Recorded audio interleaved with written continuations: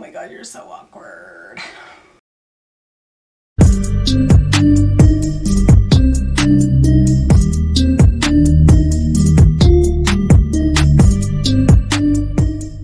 Hi makeup friends! Today I'm going to share with you my Sephora VIB sale haul, such as it is. I was very restrained. I only bought 4 things. This should make for a short video. But before we get into it, welcome back to my channel, or if you are new here, then welcome. My name is Kara. I am a 40-year-old professional with 2 kids and a huge love of makeup. On my channel, we like to mix beauty, brains, and the occasional F-bomb. So if that sounds like something you're interested in, just keep watching. Okay, so like I said, I only bought 4 things during this sale, but I did splurge on some items that I have wanted to try for a while, but just couldn't justify the price. 20% off isn't a huge savings, but when you're looking at these kind of price tags, it does make a bit of a difference. So why don't we start with the most expensive item that I picked up, and that's this guy here. This is a Tom Ford Quad in De la Creme, number 28. It is a warm neutral palette.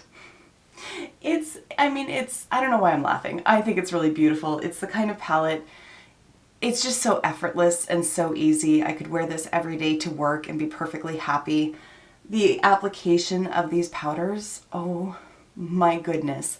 These mattes are stunning. Like, I have always wondered whether or not these are actually worth the price. It retails for $115 Canadian. That's a lot. But having now had the opportunity to actually play with them myself, they are stunning. They are just velvety smooth. The mattes are super creamy, super pigmented. They blend out so nicely on the lids. What I will never understand about luxury brands is why they insist on including sponge tip applicators and arguably the world's smallest brush.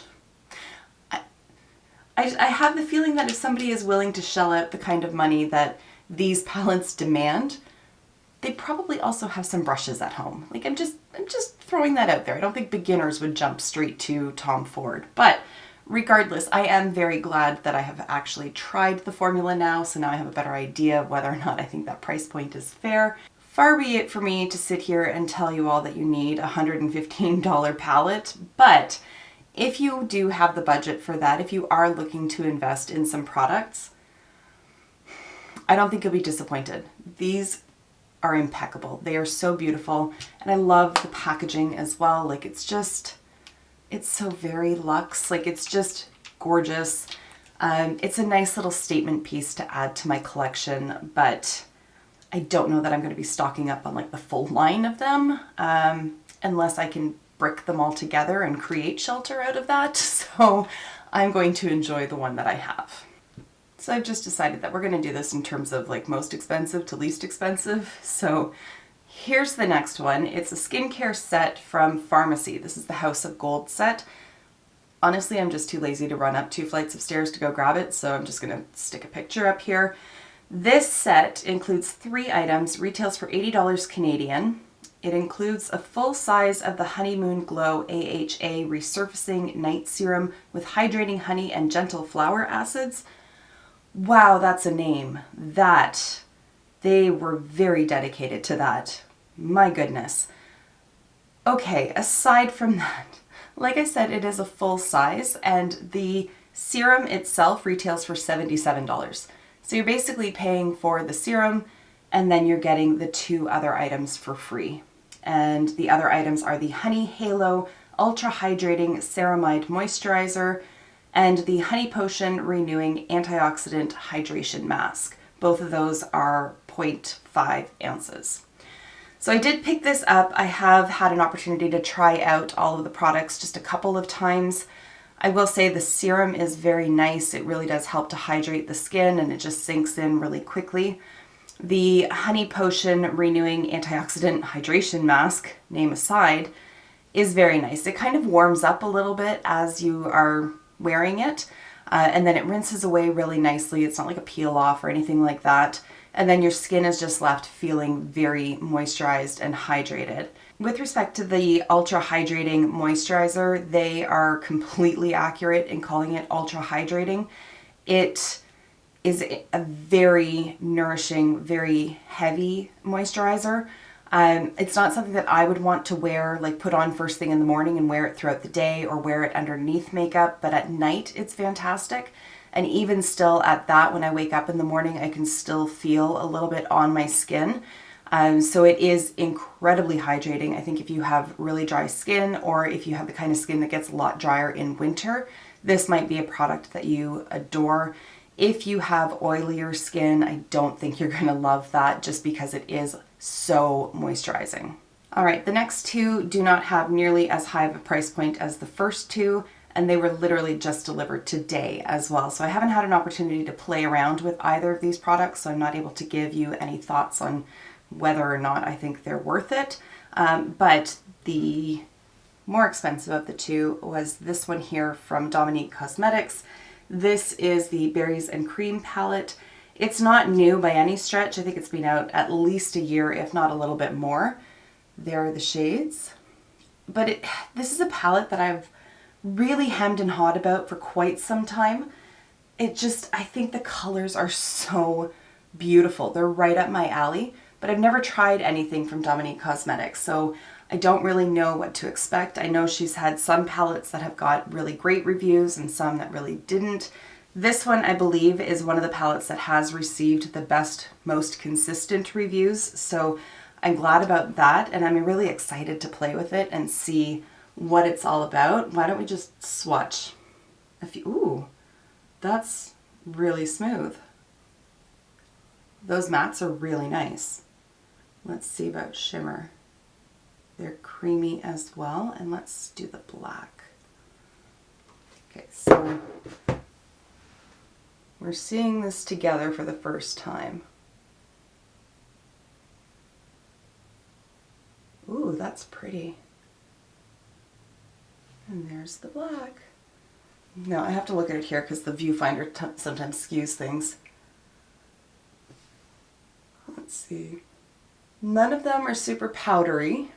There's no big chunks in the shimmer shadow. This is like a matte shadow with a little bit of gold sparkle in it. And the sparkle is very, oh shoot, that was a dumb idea. The sparkle is very evident. I like that. It's not glittery, but just like tiny, tiny, tiny micro glitter.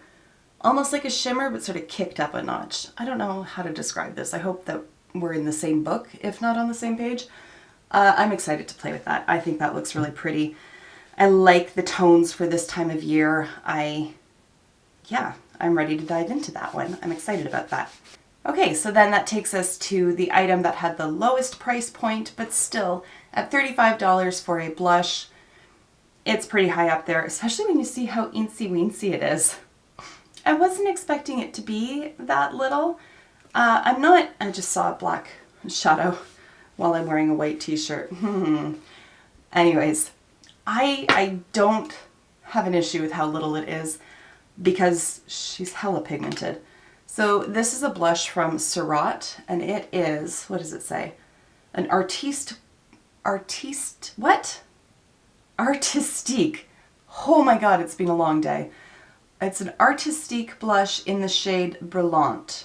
With a shade like that, I'm not going to be loading up my brush to apply this. So this is going to last a lifetime. This is fine. Now, I had thought that this might be a little bit more orange than what it is. It's almost like an electric coral. But having said that, it's pretty. It's so pretty. All right, this is going to be a heavy application. Now, I haven't worn it on my cheeks yet. Like I said, it just got delivered today, so I can't speak to longevity or anything like that. But even just blending it out with my fingers, I can tell that this is just going to be a lovely blush to work with in terms of blending it onto the face with the pigmentation in it. Like if I just do like the lightest little tap into the pan, it does pick up. So I think the pigmentation is going to be completely fine. The finish of it is it? I just want to do a heavy swatch just so I can really see. It's matte, like there's no glimmer in there at all, but it's not like a flat matte. It almost has like a hint of a satin kind of finish to it. Just somewhere between matte and satin. It's really pretty. I like that. I like that a lot. I'm really excited to play with that. Perhaps not that heavily, but still, the color's really pretty. Even if it's not quite what I had hoped that it was, it's still really pretty. All right, and there you have it. Those are the items that I picked up from Sephora during their recent VIB sale. I would love to hear from you down below what it is that you picked up, or if you didn't pick anything up, was there something that you wanted to but held back on? Is there something else that you have your eye on to spend your money on instead? I'm just nosy and I like to know these things, and frankly, I think you guys like that too. So let's have a little chit chat in the comments. But for now, thank you so much for taking the time to watch, and I will see you in my next video. Until then, just be a decent human being. Bye for now.